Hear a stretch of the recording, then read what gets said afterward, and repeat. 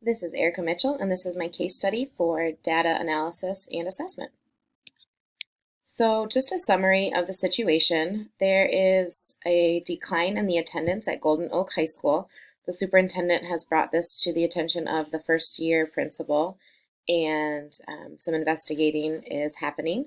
There's a lot of absences that are being excused, which do not fall under the excusable absence protocol.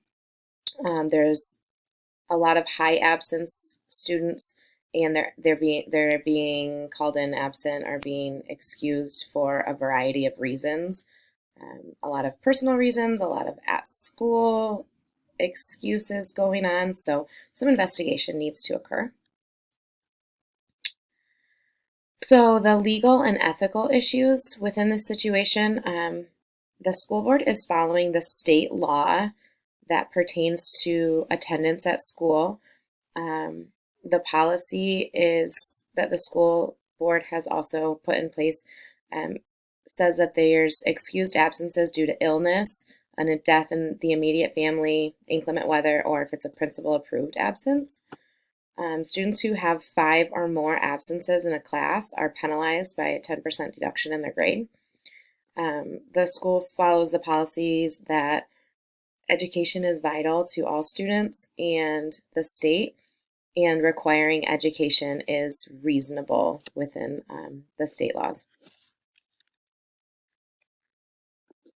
So what exactly is happening in this situation is that attendance rates at Golden Oak High School have declined significantly, and it's at the hands of educators and other stakeholders and them not following attendance policies all the time. So the facts, when they're broken down, first we're going to look at the people. Dr. Newman is the superintendent, and he makes the attendance issue a priority. He immediately brings it to the attention of the new principal, who is Mr. Rhodes. This is his first year, and he's investigating the absences and reasoning behind the absences, as well as teachers and staff taking attendance. The teachers are involved because they must be held accountable to the fact that they're complying to the attendance policy. The athletic director has been excusing one student that we know of in particular, but chances are there's more than one student that he's excusing their absences for the benefit of sports and games, when normally those absences would not be excused. Families and the students are also involved because a lot of the parents of students are excusing their child's absences for reasons that don't fall into our board policies. The community is Golden Oak, and the high school has 965 students, which is a large number of students enrolled. The community is a suburb of a larger city, which means a lot of the parents are commuting to work every day.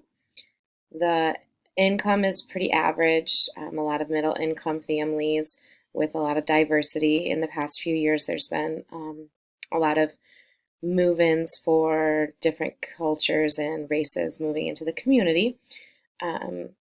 There is there's up to like a 2-hour commute for most parents in the schools, which means there's not a lot of opportunity for parent involvement. The school and program give a lot of opportunities for students. There's a lot of sports, a lot of extracurricular activities for students to be involved with. There's a very low turnover rate with teachers. Teachers are usually employed there for a long time. And once again, because of the area that parents are working in Golden Oaks High School, there's not a lot of opportunity for parents to be involved because most of them have a commute and aren't right there within that community where the high school is located.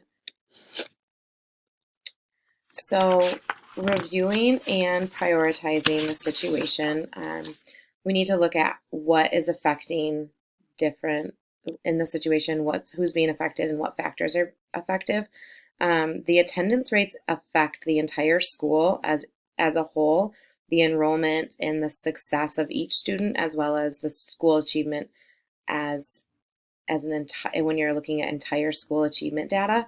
When students are absent, they aren't as successful in school, therefore they're not successful personally, and then school in general doesn't have a high achievement rate. The stakeholders in the situation are definitely the students, the staff, and the families involved. Everybody plays a role within getting students to school. So all of these stakeholders should be consulted before making a decision on how to handle this situation.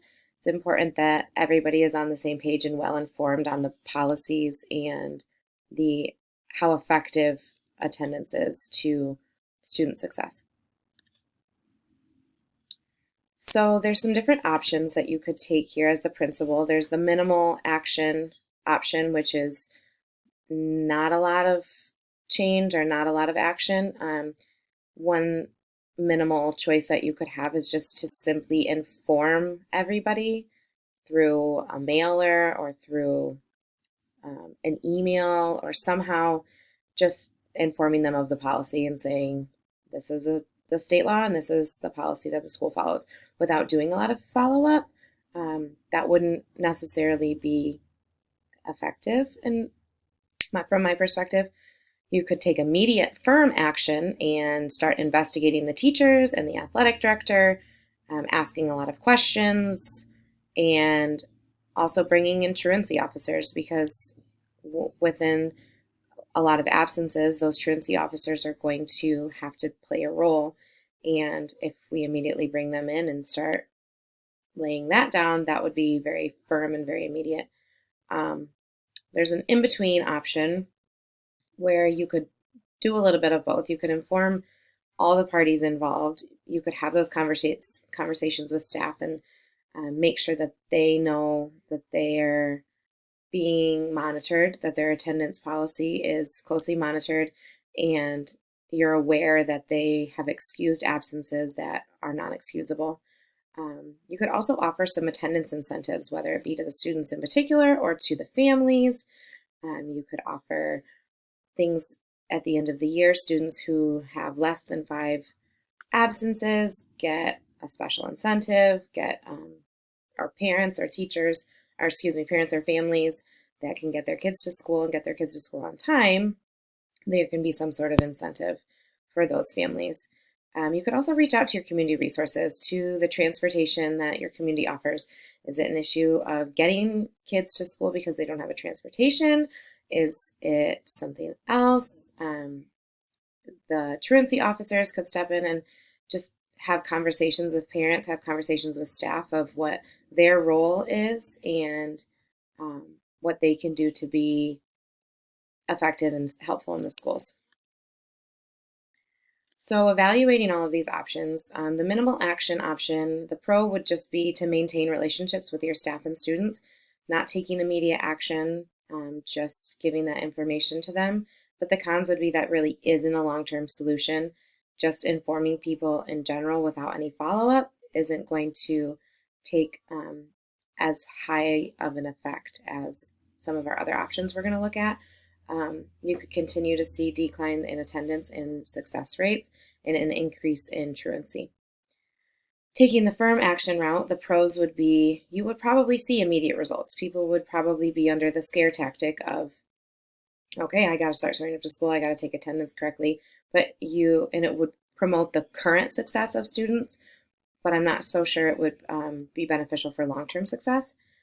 The cons would be you are hindering relationships with your staff if they feel threatened by you. The same with that would then affect their turnover rate, and the same with families and students if they feel like they're being punished or they're being threatened with this attendance policy, then they might choose to take their students to a school that maybe is more convenient location for where they work, less of a commute, and less monitoring of their attendance rates. The intermediate action has the most pros, which is the direction that we're going in.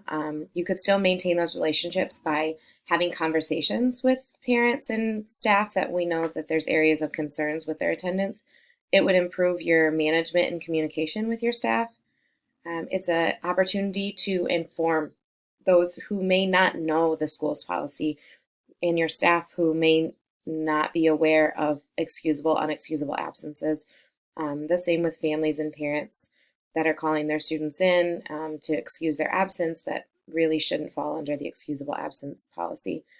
You're offering support and you're providing them resources to help them with success, and that will promote the current and future success of students if you are willing to help them and inform them.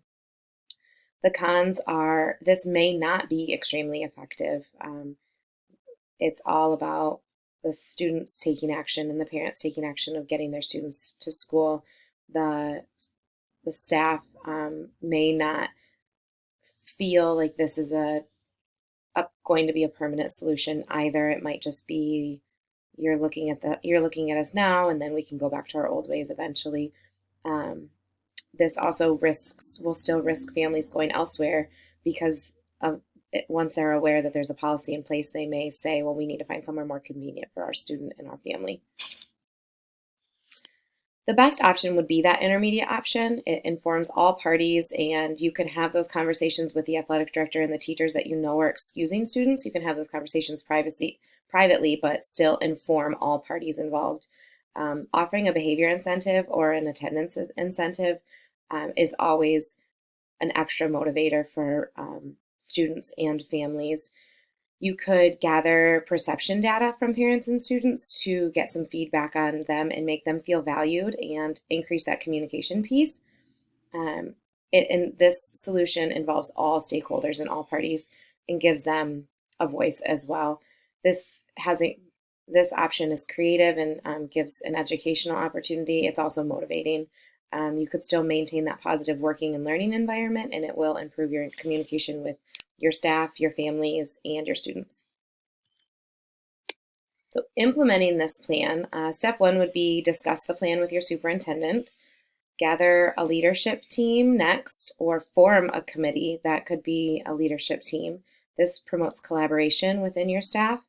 And when you're having that first or second leadership team meeting, you could identify the attendance as an issue and discuss different incentives that your school could offer, and then create a survey to distribute to parents on how to help increase their students' attendance rates and how they're feeling about our school's policy. You next need to hold a staff meeting and let teachers know about the policy, just informing them. They might be aware, but they might not. It's important to keep everyone informed. Let them know that their procedures with taking attendance will be monitored in a non-threatening way, just in a way that reminds them that this is a policy we all have to follow. It's by a state law, and you will be monitored for what you're excusing.